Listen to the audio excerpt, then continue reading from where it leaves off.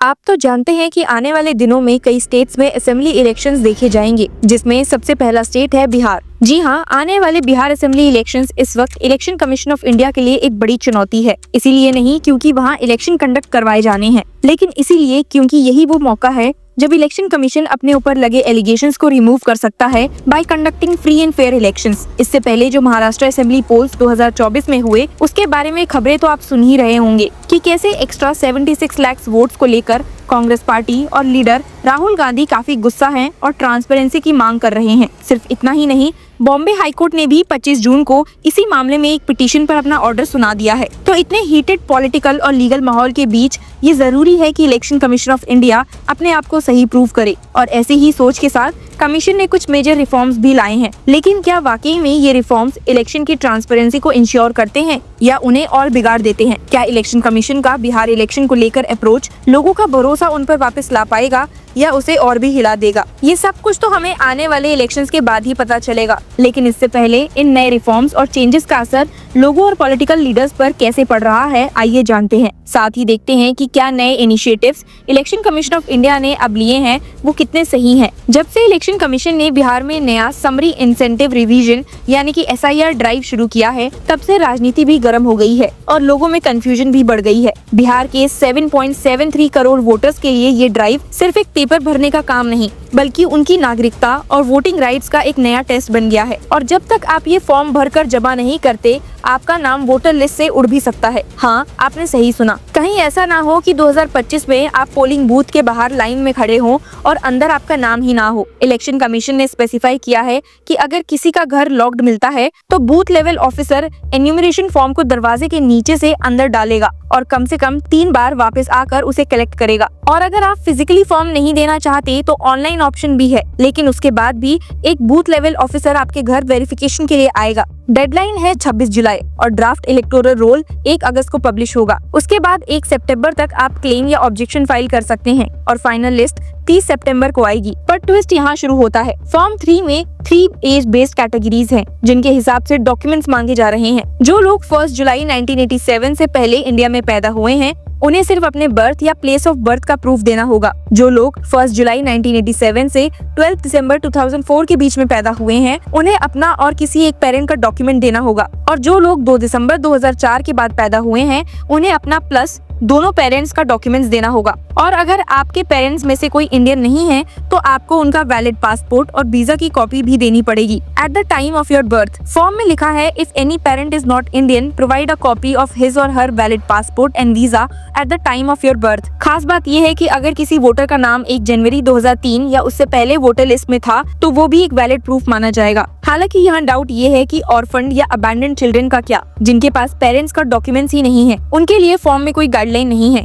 Election commission ने अब तक क्लैरिफाई नहीं किया है कि ऐसे लोगों का वेरिफिकेशन कैसे होगा। एक इलेक्शन कमीशन ऑफिशियल ने बताया, this SIR is likely to be followed for subsequent elections as well। मतलब कि ये तो बस शुरुआत है, आगे के इलेक्शंस में भी यही मॉडल रहेगा। इस पूरी प्रक्रिया के बीच में राहुल गांधी ने एक और बड़ा सवाल उठा दिया। उन्होंने कहा, how can voters exceed total adult population of Maharashtra. ये बात उन्होंने इसलिए बोली क्योंकि महाराष्ट्र में वोटर लिस्ट में मैसिव सर्च देखा गया था। राहुल गांधी ने अपने एक्स पर हैंडल पर पोस्ट किया है, in Maharashtra chief minister's own constituency the voter list grew by 8% in just 5 months। Some booths saw a 20 to 50% surge। BLOs reported unknown individuals casting votes। Media covered thousands of voters with no verified address, and the election commission silent or complacent। These aren't isolated glitches। This is a vote theft। The cover-up is the confession। Rahul Gandhi ने machine readable digital voter rolls और CCTV footage की demand की है। उन्होंने कहा है कि सिर्फ Nagpur south west chief minister Devendra Fadnavis का कॉन्स्टिट्यूएंसी में 29,219 नए वोटर्स ऐड हो गए 6 महीने में। हालांकि इन एलिगेशंस को रिफ्यूट करते हुए इलेक्शन कमीशन ऑफ इंडिया ने इसका जवाब दिया है अपने 12 जून के लेटर से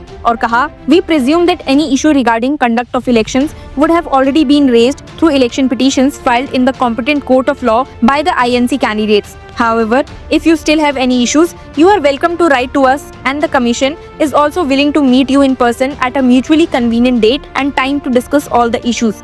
इलेक्शन कमीशन ने ये भी कहा that during second special summary revision 2024, which was taken up before the general elections to Maharashtra Assembly elections 2024, the copies of draft and final electoral rolls of all 288 ACs were provided to representatives of all recognized political parties, including the Congress. Between draft and final publication of rolls, 19,27,508 claims and objections were received. Only 89 appeals were received. Maharashtra के chief minister Devendra Fadnavis ने राहुल गांधी को जवाब देते हुए कहा है that there are more than 25 constituencies in Maharashtra where more than 8% voters have increased between the Lok Sabha and Assembly elections and Congress won in many of those places. उन्होंने example दिया that in Nagpur North voters increased by 7%, that is 29,348, and Nitin Raut from Congress won. In Pune district, Vadgaon Sheri saw an increase of 10%, that is 50,911, and Babu Saheb Pathare from the Sharad Pawar faction won. Malad West saw an increase of 11%, that is 38,625, and your Congress party's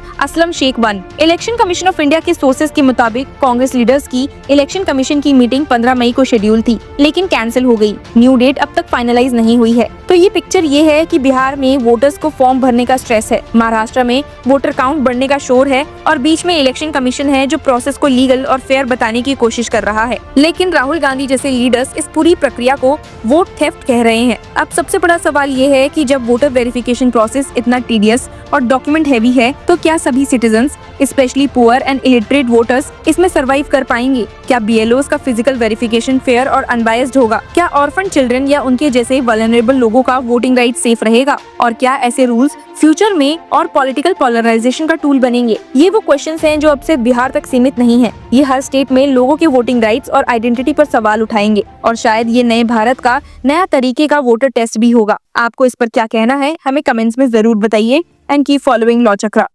And the third question, which is an example of many places, one of many places which we have found.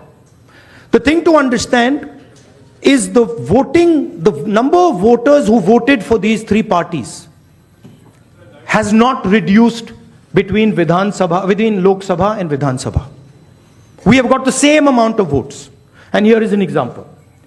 So the Congress vote in Lok Sabha 2024 is 1.36 lakh votes. In Vidhan Sabha, we get 1.34 lakhs, very close. 35,000 new voters are added. And BJP in Lok Sabha gets 1.9 lakh votes. And then in Vidhan Sabha, they get 1.75 lakh votes. And most of those voters that provided the BJP with their victory come from those 35,000 new voters who have been added. And this is not the case in only one constituency. It is the case in multiple constituencies. It is the case in Shiv Sena constituencies, Congress constituencies, NCP constituencies.